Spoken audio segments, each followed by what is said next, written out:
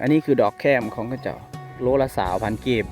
3-4 คกเลยอยู่จุดนี้นะหมักม่วงกับมันจะเริ่มเป็นดอกแล้วนะมันเป็นลายงามแล้วก็จะผสมสี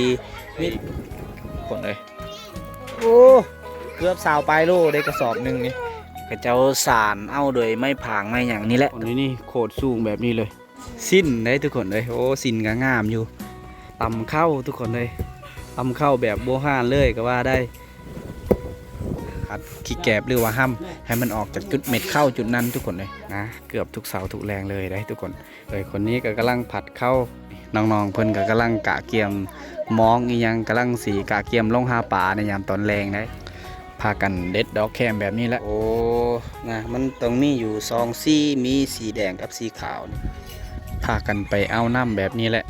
นี่มันพักได้พักขี้ปลาอย่างคือน้ำเต้าหรือว่าตู้เย็นเบอร์5เราต้องได้เขียนไว้ห่านขายเครื่องเอาเล็กเอายังมาเปลี่ยนเอาขนมมันนี่แหละอันนี้มันบอลตำข้าวโหเขาจะเอาเฮ็ดเลิกแบบนี้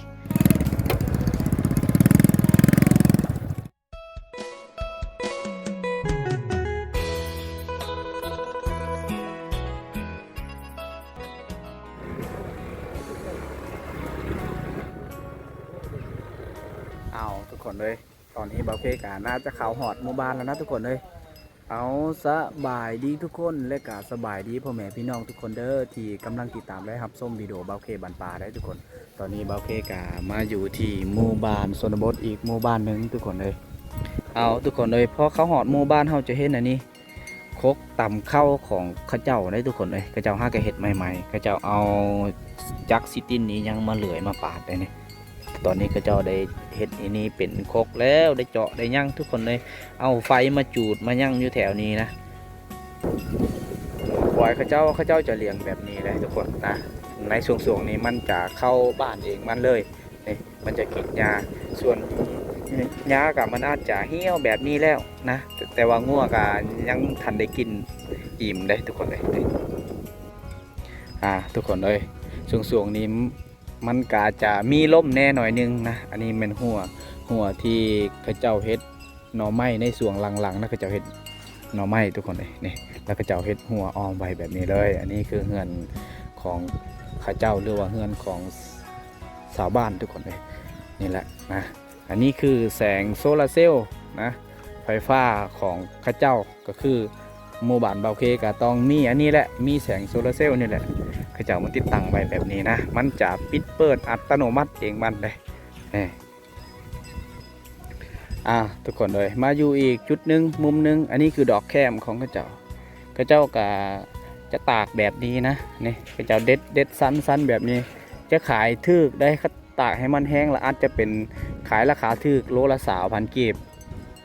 ข้าเจ้ามาซื้ออยู่บ้านนี้ทุกคนโล3,000 กีบเลยนี่ข้าเจ้าตากให้มันแห้งอีก2 มื้อนะปามเบิ้งกับอีก2 มื้อมันก็จะแห้งทุกคนเลยอันนี้คือคอกแบกของข้าเจ้าจะเฮ็ดแบบนี้เลยนี่เป็นคอกแบเลยนี่อันนี้คือเครื่องปั่นไฟเลยทุกคนนะเครื่องปั่นไฟตอนนี้นะข้าเจ้าก็ยังใช้งานอยู่อันนี้คือบอลข้าเจ้าขายเครื่องมีหันขาหันยังอยู่นี่คนก็จะมาเต่าโฮมอยู่นี่ทุกคนเลยอันนี้พอข้าไปซื้อดอกแคมซื้อยังเนี่ยอันนี้คือเฮือนซ่านของข้าเจ้าได้ทุกคนเลยนะข้าเจ้าจะติดตั้งอยู่แบบนี้เลยนะทุกคนเลยทางพุ่นแมนเสียงโค้งสีเข้าข้าเจ้าได้เสียบด้วยจักรเฮือนี่แหละทางพุ่นเลยข้าเจ้ากำลังตำเข้าอีกอย่างนะทุกคนแถวนี้เต็มไปด้วยครกตำเข้านี่แหละฮักกันแล้วพอดีเลยข้าเจ้าตำเข้านี่เป็นบ่อนตำเข้าของข้าเจ้าทุกคนเลยมีครกมีสากครบสุดเลยอยู่นี่มันเรียนติดอยู่3-4 ครกเลยอยู่จุดนี้นะนี่ข้าเจ้ามาเจาะไว้ได้มีตะปูข้าเจ้าตอกเพราะว่ามันสีแตกหน่อยนึงแล้วข้าเจ้าเอาตะปูมาค้ำไว้ทุกคนเลยนี่แถวนี้ก็เต็มไปด้วยขี้แกบเลยแถวนี้นะหยะโดยขี้แกบเลยเพราะว่าในย้ำตอนเช้าตอนแหลงแล้วก็จะมาลงอยู่ในนี่แหละนี่ลงอยู่นี่ปุ๊บตั้งแต่3 โมงแล้วก็จะลงทุกคนแล้วหลังจากนั้นเราก็จะมาพัดอีหยังแถวนี้แหละนี่เอาทุกคนเลยนะมันกะใกล้สิฮอดฤดูกาลได้นี่ หมักม่วงกับมันจะเริ่มเป็นดอกแล้วนะก็เริ่มเป็นดอกก็สิเริ่มเป็นหมากแล้วช่วงนี้ทุกคนเลยเพราะว่าอยู่ในหมู่บ้านเขาเจ้าในมะม่วงนี่อาจจะเริ่มเป็นดอกก่อนหมู่เลยทุกคนเลยอันนี้คือหางหมู่ได้แถวๆนี้นะเขานิยมอันนี้แหละตีนรถนี่แหละตีนรถใหญ่รถหยังเลยเขาเจ้ามาปาดมายังมาเฮ็ดหางหมู่เอาไว้ในเกลือหมู่ในยามตอนแรงทุกคนแถวๆเขตนี้นะเขานิยมเกลือหมู่ในยามตอนแรงด้วยย่างไปอีกหน่อยนึงทุกคนเอ้ยนี่เขาจะเห็นสินงามแบบนี้เขาเจ้าเฮ็ดโอ้นี่มันเป็นลายงามแล้วก็จะผสมสีมีทั้งแบบว่าเขาต้องเอิ้นว่าสินสีฝาได้นี่มันน่าจะบอแมนสินจุกได้ทุกคนเลยนี่มันจะเป็นตากะโลหรือว่าเป็นลายแบบนี้ให้เขาเจ้าเฮ็ดนี่เขาเจ้าจะประกอบได้นึ่งก็สวยได้สีฟ้าฝาสีฟ้าเลยมันมีอยู่หลายๆไม้อยู่ได้แถวนั้นเขาเจ้าเฮ็ดทุกคนเลยนี่แหละอันนี้เป็นกองฟืนเขาเจ้าได้เขาเจ้าก็ห้ามาแต่ให้หรือว่าแต่ดงแต่ป่าเลยเขาเจ้าพากันแบกมาทุกคนเลยเอาไว้แต่งยูคั่วกินยามตอนเช้าตอนแลงนี่แหละแต่ว่าการนี่นะ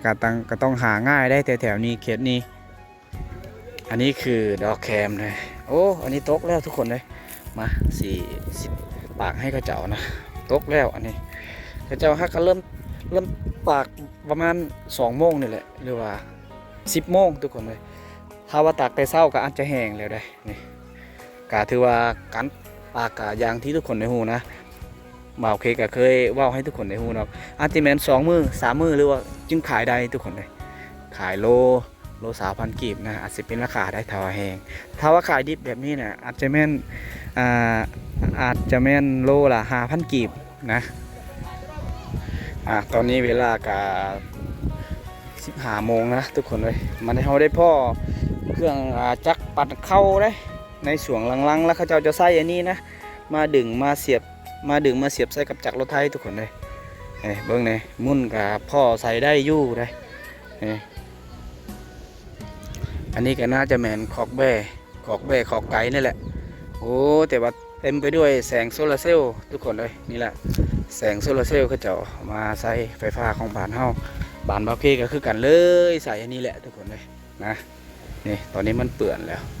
เปื่อนก็ยังสามารถเป็นไฟได้ถ้าว่ามีสามารถเป็นไฟได้ทุกคนเลยถ้าว่ามีแสงแดดนะอันนั้นคือดอกแคมเลยพระเจ้าฮักกะลงมาเต้ผู้แหละต้องได้แปะใส่มอเตอร์ไซค์หรือว่ารถจักรแบบนี้พากันถือง่ายอยู่ได้ทุกคนเลยนี่ทุกคนเลยตอนนี้ข้าเจ้ากะลงจากมอเตอร์ไซค์หรือว่าลงจากรถจักรหลังจากนั้นแล้วข้าเจ้ามาฮักเป็นแบบนี้เลยให้มันสั้นๆประมาณ2 คืบนี่แหละให้สั้นนะนักอยู่ได้ทุกคนเลยโอ้เกือบ20 ปลายโลได้กระสอบหนึ่งนี่แต่ว่าข้าเจ้าดังได้อ่องได้อย่างนี่แหละทุกคนเลยตอนนี้มาอยู่อีกจุดนึงนะอันนี้แมนดอกแคมข้าเจ้าบ่าวเคได้ถามข้าเจ้าแล้วทุกคนเลยอันนี้เนี่ยตั้งแต่เมื่อวานเมื่อสื่นเลยมันกะใช้เวลาเพื่อสีขายได้ทุกคนนะมันก็ต้องใช้เวลาหลายมือ3-4 มื้อนั่นแหละมันจึงแห้งถ้าว่าบ่แห้งแล้วข้าเจ้าบ่ได้สื่อได้นะนี่ข้าเจ้าต้องได้ปีนแบบนี้อันนี้มันตอกที่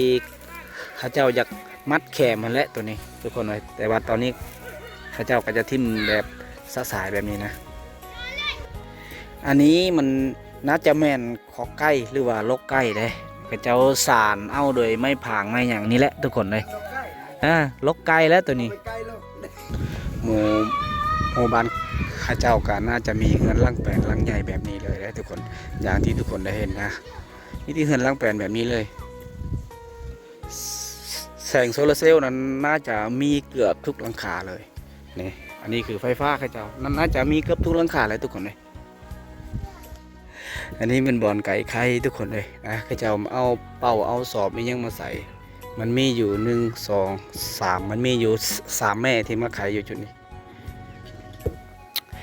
แถวๆนี้นะกกมะพร้าวสูงเลยทุกคนนี่โคตรสูงแบบนี้เลยทุกคนเลยเข้าไปเบิ้งสวนพักข้าเจ้าแถวๆนี้นะเขาจะเฮ็ดสวนแบบนี้เลยนะข้าเจ้าจะปลูกผักตามฤดูกาลทุกคนเลยนี่เป็นผักกาดอีกอย่างนี่โอ้ผักกาดอยู่ในสวนก็มีถั่วแห่อีกอย่างให้เจ้าปลูกแบบนี้แหละข้าเจ้าเอาตักเอาน้ำเซ่มาฮดทุกคนเลย อันนี้คืออาวุธหาป่าของเขาเจ้ามองได้ทุกคนเลยมอง2 เส้นมอง3 เส้นนี่มอง3 เส้นนี่เป็นดอกแคมเขาเจ้ามาเด็ดอีกอย่างเรียบร้อยแล้วมาตากให้มันแห้งเลยแบบนี้เลยนี่ตากแบบนี้เลยทุกคนเลยตากอยู่กองฟืนกองยังก็ได้เอาทุกคนเลยย่างไปแป๊บนึงเขาจะเห็นผู้สาวน้อยกำลังเห็ดสิ้นอาการเท่ากี่เปรี้ยมาเซนบ่สิ้นได้ทุกคนเลยโอ้สิ้นก็งามอยู่แบบนี้จะเลยเอาเขาเจ้าเอิ้นกินข้าวโอ้ได้พอน้องคนนึงกำลังตำข้าวทุกคนเลยตำข้าวแบบโบราณเลยก็ว่าได้โอ้ต้องได้ออกเหงื่อออกแห้งแบบนี้แหละเพื่อสิได้กินข้าวนะ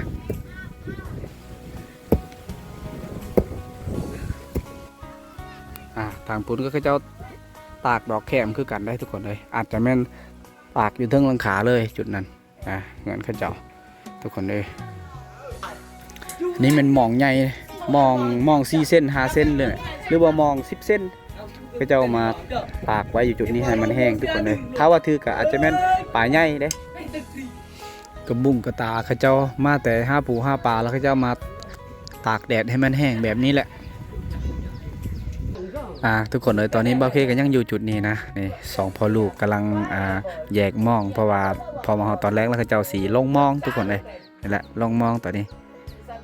อันนี้ผู้นอนยูเป้ก็คือมูบ่าวเคทุกคนเลยนี่ทุกคนได้ผ่านไปเป็น5-6 นาทีนะตอนนี้มาให้ทุกคนไปเบิ้งน้องคนนี้กำลังตำเข้าหลังจากที่ตำแล้วนะแหลกแล้วก็พากัน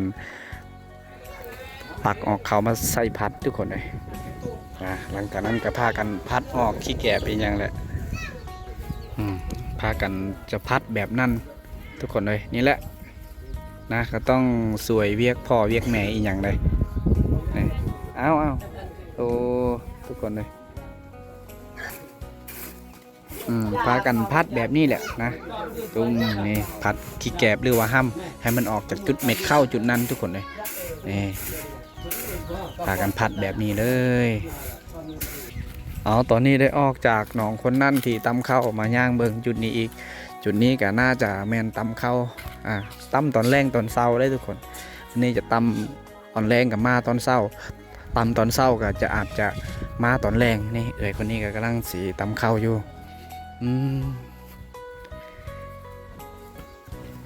น้องคนนี้ก็กำลังตำเข้าเลยโม3 ตัวก็พากินห้ำเลยทุกคนรึบเลยมีกลอนี่มันเบอเลยมีกลอนี่โดนเท่พากันตำเข้าแบบนั้นมันน่าจะแม่นตอนเศร้าตอนแรงเลยนะเกือบทุกเสาทุกแรงเลยได้ทุกคนนี่คือน้องๆอยู่ในเขตหมู่บ้านเฮาหรือว่าเขตชนบทเขาเจ้าต้องฮู้จักออกให้งานแต่น้อยหรือคนไหนหรือว่าฮู้จักสวยเวียกพ่อเวียกแม่อีหยังนี่แหละอย่างที่ทุกคนได้เห็นนี่แหละทุกคนเลยนี่คนนี้ก็กำลังผัดเข้าผัดออกกี่แกบผัดออกห้ามมันแหละนี่เหมือนไม้แป้นหรือว่าไม้แป้นปูเขาเจ้าอยากเห็ดเฮือนเห็ดนั่นได้ตอนนี้เขาเจ้าก็จะออกกดกาเบิงว่ามันสิปลอดภัยบ่เมียนไว้ในตารางเฮือนมาหลายปีตอนนี้เขาเจ้ามาเปิดออกแบบนี้มาถอดออกจากตารางเฮือนเขาเจ้ามาปะไว้มาตากแดดไว้อยู่บนนี้ทุกคนเลยนี่น้องๆเพิ่นก็กำลังกะเกียมมองอีหยังกำลังสีกะเกียมลงหาปลาในยามตอนแรงนะทุกคนเลยพากันสุ่มแซวแบบนี้กันเลยนี่แหละจุดนี้เลยต้องใส่หมวกใส่อย่างนะทางพุ่นแมนทางน้องๆอาจจะแมนน้องๆยิ่งอันนี้น้องๆสายก็เจ้าสีลงหาปลาอยู่จุดนั้นเพราะว่าเมื่อวานก็เจ้าเป็นหมู่บ้านที่อยู่นอกเขตเลยนะนอกเขตห่างจากหมู่บ้านอื่นกะหลายๆกิโลทุกคนเลยพากันหาปูหาปลากันยังใดอยู่พากันเด็ดดอกแคมแบบนี้แหละทุกคนเลยนี่การหัตถกรรมตำหูกมาแล้วมันต้องมีนี่ได้บอลข้าเจ้าปั่นลอดอีกยังทุกคนเลยนี่มันต้องมีเลยต้องมีสายฝานอีกยังนี่มาเกาะมาอันนั้นใส่อยู่จุดนี้นะอันนี้คือแผ่ข้าเจ้าได้ทุกคนเลยโอ้ นะมันต้องมีอยู่2สีมีสีแดงกับสีขาวนี่ก็จะประกอบใส่นะกระสวยก็มีอยู่2กระสวยนี่แหละสีขาวและสีแดงทุกคนเลยประกอบใส่มาเห็นจุดนี้อีกทุกคนเลยโอ้เข็มเขาเจ้าปักไว้อยู่นี่และกระสวยมีอยู่สองปุ้งอย่างประมาณนี้แหละนะแล้วก็เขาจะเฮ็ดสินแบบนี้ก็จะลายงามอยู่ทุกคนเลยนี่อาจจะเป็นสิ้นหาไม้ได้ก็จะเอิ้นว่าสิ้นหาไม้แต่กระสีก็มีอยู่ลายสีเขาจะผสมนี่การเฮ็ดนี้ก็ต้องใช้เวลาหลายมือได้ทุกคนเป็นเดือนนะเป็นเดือน2 เดือน3 เดือนนั่นแหละเพราะว่าเขาเจ้าจะเฮ็ดแบบลายฟืนไฟก็ต้องแบบ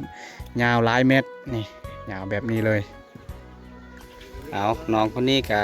มาแต่ไปเอาน้ำเซ่ทุกคนเลยตอนนี้ก็พากันหาบเมื่อเฮือนเลยน้องก็อาจจะแม่นโค้งไปถึงฝุ่นแหละนะน่าจะย่างโค้งไปพอแห้งได้เพื่อสิหอดเฮือนนะ100 เมตรทุกคนเลย100 เมตรจากเฮือนน้องเพิ่นไปหาน้ำเซ่อันนี้แม่นเขาเจ้าปักลักบอลเขาเจ้าอยากมัดงัวมัดควายได้ในช่วงฤดูนั้นทุกคนเลยเขาเจ้าแถวๆนี้เขาตะเกินมาแรงควายหรือว่าแรงงัวประมาณนี้แหละถ้าว่านี่อันนี้คือเสือกเขาเจ้ามัดงัวควายนั่นแหละในช่วงนี้ทุกคนเลยถ้าว่าช่วงฤดูฝนเขาเจ้าจะมัดนี่เกือบทุกตอนแรงเลยนะอย่างไปอยู่อีกจุดหนึ่งเขาจะได้พอเหือทุกคนเลยเป็นเหือใหญ่คือกันได้ครับนะตอนนี้ก็กำลังย่างไปตามหมู่บ้านเลยกำลังย่างไปตามหมู่บ้านนี่แหละทุกคนเลยในช่วงนี้เวลานี้เขาเจ้าก็นิยมกับตำข้าวอีกอย่างเลยนี่เกิดเพิ่นก็กำลังตำข้าวแบบนี้เลยทุกคนเลยสมองนี้ก็เขาจะเห็นเขาเจ้าตำข้าวนี่แหละย่างไปอีกมุมนึงได้ทุกคนเลยจะได้พ่อดอกแคมอีกอันนี้ก็ถือว่าหมู่บ้านเขาเจ้าก็มีหลายๆดอกแคมเขาจะเห็นนะอันนี้ฮะกะลงปากเมื่อวานนี้เลยก็ว่าได้เลยนี่หลายๆอยู่ถ้าว่าแห้งก็อาจจะแม่นตกอยู่20 ปลายกิโลถ้าว่าแห้งจุดนี้นะมันก็ต้องใช้เวลานะบางทีขอย้ำเลยทุกคนมันก็ต้องใช้เวลาหลายมือเพื่อสิแห้ง4-5 มือมาแหละนะนี่แหละอันนี้ขอกแบคันไดเขาเจ้าเฮ็ดคันไดคักเลยนี่แบเขาเจ้าก็น่าจะหลายเลยเพราะว่าขอกใหญ่ทุกคนเลยมีหมอนมียังอยู่นี่ทุกคนเลยเพราะว่าในช่วงนี้มันก็เข้าซีฮอดฤดูร้อนเขาเจ้าต้องเลยถือหมอนถือยังมานอนพักอยู่นี่เย็นเลยจุดนี้เป็นจุดกกไม้นี่ถือว่าอยู่นี่เป็นห่มเย็นดีขนาดเลยได้ทุกคนเลยนะเขาเจ้าต้องได้นอนพักผ่อนอยู่ในเตียงจุดนี้เขาเจ้าเฮ็ดไว้เพราะว่าจุดนี้มันก็จะอยู่ติดกับแคมเซ่เลยนะนี่พากันนั่งเบิ้งอีหยังชมวิวอีหยังเหือล่องไปล่องมาแถวนั้นแหละทุกคนเลยนี่เมนบอลเขาเจ้าออกกำลังกายฝาดตะก้อเตะกระต่อฝึกเตะกระต่ออีกอย่างเลยนี่เป็นเดินเป็นอย่างเลยอยู่แถวนี้ทุกคนเลยนะพากันโยนเลยเห็นลิ้นแบบเสียเสิร์ฟเอานะเขาเจ้าเอิญว่าทุกคนเลยถ้าว่าในช่วงฤดูหน่อไม้แล้วก็จะห้าหน่อไม้แถวนี้เพราะว่าอันนี้มันอยู่ติดกับแคมบ้านเลยนี่ก่อหน่อไม้ไฟได้นี่กล่องฟื้นนี่ก็เจ้าไปหามาแต่ดงแต่ป่านี่ก็ถือว่ากะเกี่ยมไว้ได้พอมาหอดแล้วดูเขาเจ้าเฮ็ดหน่อไม้อันนี้กะเกี่ยมไว้กล่องฟื้นเขาเจ้าอยากเฮ็ดหน่อไม้นั่นแหละแต่ว่าเขาเจ้ามาหาไว้ในช่วงนี้ก็สบายกว่าได้ทุกคนเลยหาเก็บเมียนใบแบบนี้แหละถ้าว่าหาในช่วงฤดูฝนก็อาจจะยากกับทางเนี่ยนะมันมืดมันยังแต่ว่าหาไว้ในช่วงนี้สบายกว่าฟืนนี่อาจจะเป็นไม้ขี้เล็กได้นี่มีโมมาสวยยังอีกโมคนนึงมาสวยน้องคนนี้ตำข้าวนี่โอ้ทุกคนเลยนี่แหละเขาจะพากันตำแบบนี้เลยมันมีสาก2 อันเราต้องมี2 คนนะครกอันนึงก็สามารถเฮ็ดสวยกันได้นี่แหละแบบนี้แหละเขาจะพากันตำ2 คนแบบนี้แหละอันจะอวยทางนี้ก็เห็นแต่เฮือนแป้นลังใหญ่ลังโตคือกันเลยทุกคนเลยแต่ว่าโมบานข้าเจ้ากับเบ้าเคขอย้ำเลยเลยเป็นโมบานที่ห่างจากตัวเมืองและก็ห่างจากหมู่บ้านอื่นหลายกิโลนะห่างจากหมู่บ้านเบ้าเคกับหลายกิโลกันทุกคนเลยแต่ว่าเบ้าเคก็สามารถไปเที่ยวชมให้ทุกคนได้เบิ่งได้นะ หมู่บ้านเขาเจ้านี่นิยมโดยอันนี้แหละ นิยมโดยมะพร้าวเป็นสูงๆเลยพากันไปเอาน้ำแบบนี้แหละนี่คือลานซาวเบาเคเองพากันไปตักเอาน้ำเซนี่ใกล้สีฮอดเหือนเลยเหือนหนองเหือนลานซาวเบาเคก็น่าจะแม่นนี่แหละเหือนหลังนี่แหละนี่พากันหาบมาเหือนเลย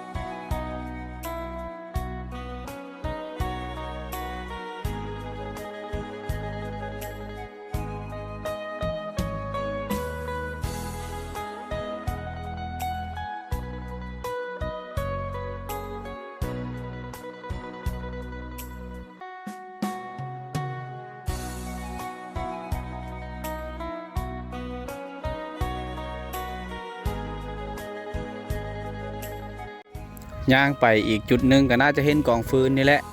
อันนี้เขาเจ้ากะถือว่ากะเกียมไว้เลยกะเกียมพอมาหอดในช่วงเขาเจ้าเฮ็ดหน่อไม้ขายนั่นแหละหน่อไม้แห้งขายแล้วก็เจ้าเอาฟืนตัวนี้แหละทุกคนเลยพอมาหอดแล้วดูนั่นแล้วก็เจ้าพากันเอาฟืนนี่มาตากหน่อไม้มาดังไฟอีกอย่างทุกคนเลยต้องเลยเอานี่แหละเอาฟืนเป็นฟืนโดยไม้ขี้เหล็กเด้แกนเป็นสีดำๆหน่อยนึงมาทุกคนเลยหอมบัวเขาเจ้าโคตรงามเลยเด้นี่โคตรงามเลยทุกคนเลยขนาดเขาเจ้าเอาน้ำเสมาฮดได้นี่หมู่บ้านเขาเจ้าก็คือกับหมู่บ้านเบาเคนะยังบ่ทันได้มีไฟฟ้าอีกยังแต่ว่าการฮดพักคนยังก็ต้องไปตักเอาน้ำเสแหละก็มาวางหม้อไว้อยู่จุดนี้ก็สามารถเฮ็ดผักได้กำลังสิออกแต่ว่าหาทางออกอาจจะบ่ได้เจอทางออกเลยเด้มันจะเข้าเขี่ยอันนี้แหละเข้าเขี่ยแถวนี้แหละทุกคนเลยนี่อีกก็เป็นสวนนะสวนข้าเจ้าได้โอ้ทุกคนเลยนี่ผักเสริมนี่มันน่าจะเป็นผักเสริมที่เราเฮ็ดลาบป่าลาบยังก็ต้องเหมาะกับผักเสริมรุ่นนี้นะนี่เป็นผักหอมบัวแล้วก็ผักกาดทีใหญ่แต่ว่าส่วนกระเจ้าถากเบื้องนึงแล้วมีเล็กตะนางกระเจ้าได้อ้อมไว้แล้วกระเจ้ากำลังสีปลูกต้นกล้วยเลยเบื้องนี้แม่นเบื้องกระเจ้าเอาไม้ผางไม้ยังนี่แหละมาสานเฮ็ดทุกคนเลยแต่มันต้องมีหม้อนะเพราะว่าหม้อนะกระเจ้าเฮ็ดเป็นอ่างเก็บน้ำเพราะว่ากระเจ้าเอาน้ำเสเอาน้ำยังมาฮดนะทุกคนเลยมีอยู่อันมะเขือยังกำลังเป็นได้ตอนนี้กำลังเป็นดอกเป็นยังนี่แม่นเฮือนครัวข้าเจ้าพากันวางคุน้ำแบบนี้ได้ทุกคนเป็นข้าเจ้าเฮ็ดแบบเฮือนครัวต่ำๆแบบนี้อันนี้แม่นพักได้พักขี้ปลายังมันจะคมๆหน่อยหนึ่งมันมักจะยุดตามมาแคมเซ่ยังนี่พักรุ่นนี้ข้าเจ้าก็พากันดังไพ่แบบนี้เลยนะตามเบิ้งนะข้าเจ้าจะพากันต้มอาหารต้มผักอีกยังในยามตอนแรงตอนนี้ก็อาจจะฮอดตอนแรงนะทุกคนเลย3 โมงตอนนี้อันนั้นคือน้ำเต้าหรือว่าตู้เย็นเบอร์ 5 มันยังเหลือให้เห็นอยู่หมู่บ้านข้าเจ้านี่ทุกคนเลยน้ำเต้านะข้าเจ้ากา54เริ่มเฮ็ดหานขาได้แล้วข้าเจ้าต้องได้เขียนไว้หานขายเครื่องประมาณนี้แหละแล้วข้าเจ้าต้องได้เขียนเลขบอร์ดนั้นประตูปิดเปิดหานก็คือแต่เลข1จนฮอดเลข9เลย อาจสิแม่นเก่าแผ่นนะทุกคนเลยแสงโซลาร์เซลล์โอเคจะให้ทุกคนได้เบิ่งอีกครั้งนะไฟฟ้าบ้านเฮาเลยก็ว่าได้แสงโซลาร์เซลล์ได้นี่กำลังเป็นไฟได้ตอนนี้กำลังผลิตไฟอยู่นี่สายเขาเจ้าจะต่อสายใหญ่เลยต่อไปถึงเหือนพุ่นแหละอาจจะถึงเหือนก็จะแม่นเขาเจ้า สากแบตเตอรี่ยังต่างๆได้พอกลางคืนแล้วก็เจ้าจะมาเปิดดอกไฟนี่อันนี้ก็แม่นแหละแสงโซลาร์เซลล์รุ่นมีดอกไฟมันมากับดอกไฟเลยรุ่นนี้มีเวียดมาซื้อเล็กมาซื้อยังมาขายโคนมมีอย่างเลยนี่เวียดอันนี้มันจะมาดุมาตลอดเลยทุกคนนี่พอมาหอดหมู่บ้านแล้วมีเด็กน้อยมีผู้ใหญ่เขามาเต่าหัวมียังมาถามเรื่องไอ้นั่นเรื่องนี้ทุกคนเลยนี่มันจะพากันเอาเล็กเอายังมาเปลี่ยนเอาโคนมมันนี่แหละนะคือบอกให้ตอนยังน้อยกับแบบนี้แหละทุกคนเลยถ้าเห็นเวียดกันแล่นหุ่มไปเลยนะอาจจะมีลมหน่อยนึงนะเล่าเข้าแถวนี้เขาเจ้าจะเห็นกาสูงๆด้วยกันเลยนี่คืออย่างที่ทุกคนได้เห็นนี่สองล่างเรียงกันน่าจะสูงเลยสองล่างติดกันเลยทุกคนเลยนะมุ้งสังกะสีและกับมุ้งกระเบื้องนี่ยังนะเล่าเข้าของเขาเจ้ามันก็จะเริ่มคันเลยโอ๊ยเอาทุกคนเลยคักได้เสียงมันเสียงงามปุ๊บปุ๊บปุ๊บปุ๊บปุ๊บเนี่ยมันสิขันเลยใกล้ของเขาเจ้ามันจะเริ่มขันนะ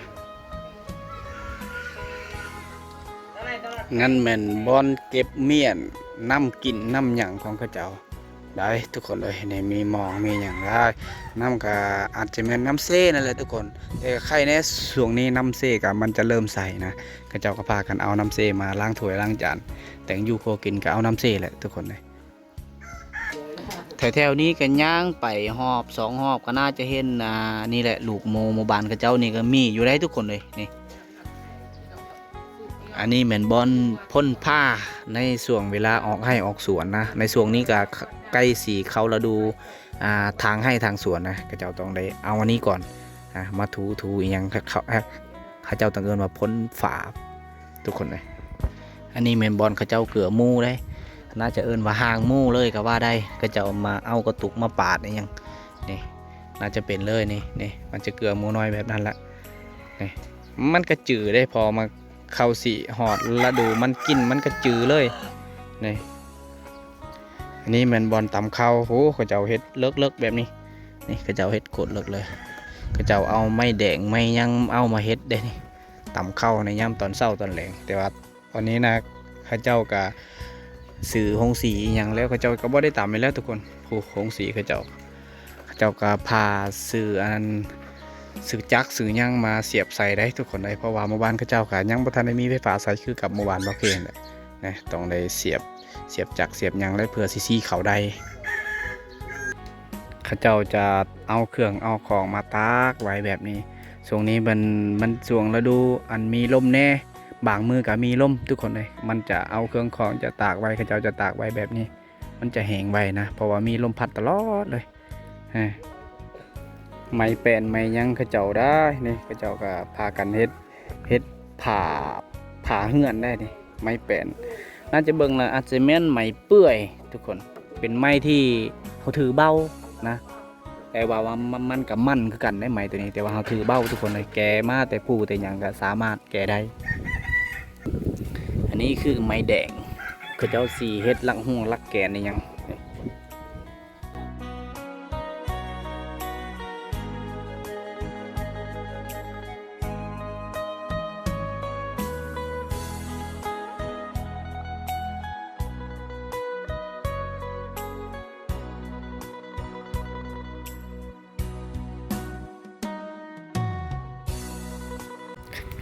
ข้าเจ้ามาได้ใส่เดินอย่าคุยแกเนาะเนาะเงียบมาเนาะเดินไม่นะโจข้าเจ้ามาแต่ไปปิดเอามะขามได้ทุกคนเลยข้าเจ้าต้องอ้องใส่ท่งใส่หยังนี่แหละนะโอ้ได้มาฮอดนี่พอเท่าได้เก็บได้อ้าวทุกคนเลยเนาะเงียบมันเลยอ้าวทุกคนเลยนะนี่แหละตอนนี้เบาเก้กำลังย่างออกจากหมู่บ้านทุกคนเลยนี่อย่างที่ทุกคนได้เห็นนั่นแหละเบาเก้ได้ถ่ายให้ทุกคนได้เบิ้งหลายๆอย่างและในเขตชนบทสปป.ลาวทุกคนเลยหมู่บ้านข้าเจ้ากะห่างจากตัวเมืองกะหลายกิโลทุกคนเลยตอนนี้เบาเก้กำลังขี่มอเตอร์ไซค์นี่แหละมากับโม่เบาเก้นี่ขี่มอเตอร์ไซค์นำเพื่อนทุกคนเลยก็จะลุยหรือว่าจะเที่ยวส้มตอนแรงให้ทุกคนได้เบิ้งชีวิตชาวบ้านทุกคนเลยกันเลยก็จะเอิญเรานะตอนนี้กำลังมุ่งหน้าเข้าสู่หมู่บ้านเลย